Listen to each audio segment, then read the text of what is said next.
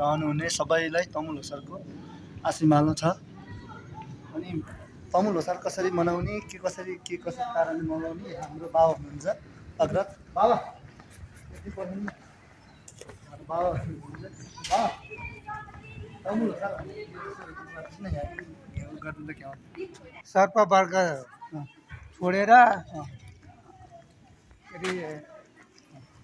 सर्पलाई बिदाई गर्दै घोडा वर्ग स्वागत गर्दै तमु ल्होसार भनेको तमु भने एउटा गुरुङ, सार भनेको एउटा फेर्नी होइन।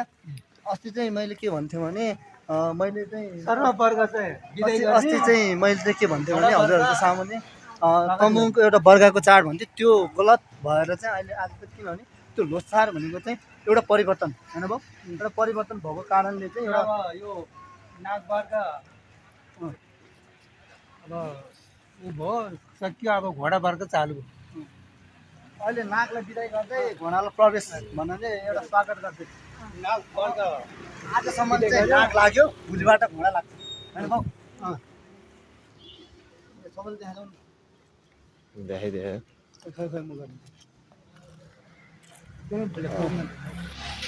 मेरो बाबा हुनुहुन्छ, उहाँ चाहिँ मेरो भाइ, अनि आमा हुनुहुन्छ आम्फाते, अनि मेरो श्रीमती त देखिरहनु भएको छ हजुरहरूले। र आज सभ्य र भव्य तरिकाले हामी मनाउँदै जाँदैछौँ टुँडी खेल।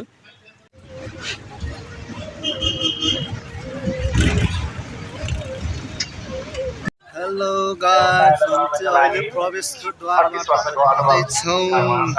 हाम्रो दाजु हुनुहुन्छ जो दिल्ली स्टेसनमा प्रोभाइडर हुनुहुन्छ, उहाँलाई धेरै धेरै धन्यवाद, समाजसेवी व्यवसाय धेरै धेरै धन्यवाद दिन चाहन्छु।